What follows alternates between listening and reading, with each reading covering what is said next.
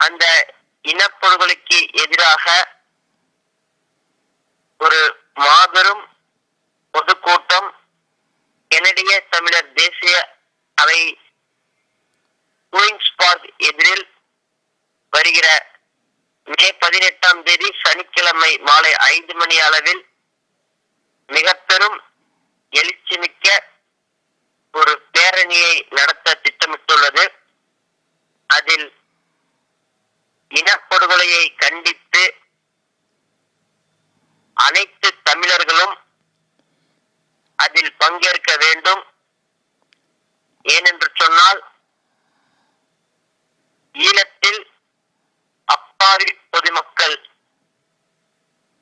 பல்லாயிரம் பேர் இறுதி கட்ட போரில் குறிப்பாக மே 18 அன்று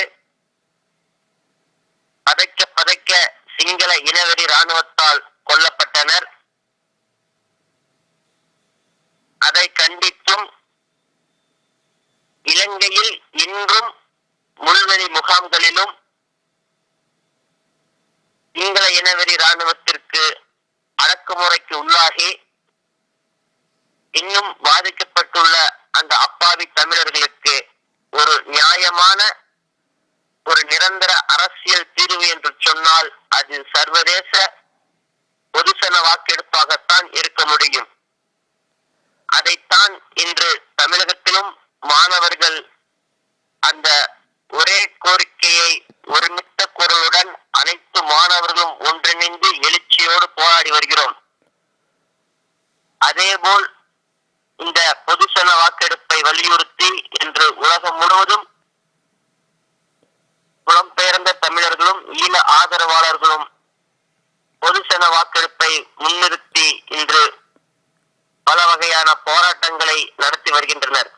அதை ஒட்டி வருகிற மே 18 தமிழ் இன படுகொலை நாள் என கெனடிய தமிழர் தேசிய அவை மே 18 குயின்ஸ் பார்க்கில் மிக பெரும் எழுச்சி பேரணியை நடத்த திட்டமிட்டுள்ளது. இந்த மே 18 கனடாவில் உள்ள அனைத்து தமிழர்களும் பங்கேற்க வேண்டும் என்று தமிழீழ விடுதலைக்கான மாணவர் கூட்டமைப்பின் சார்பாக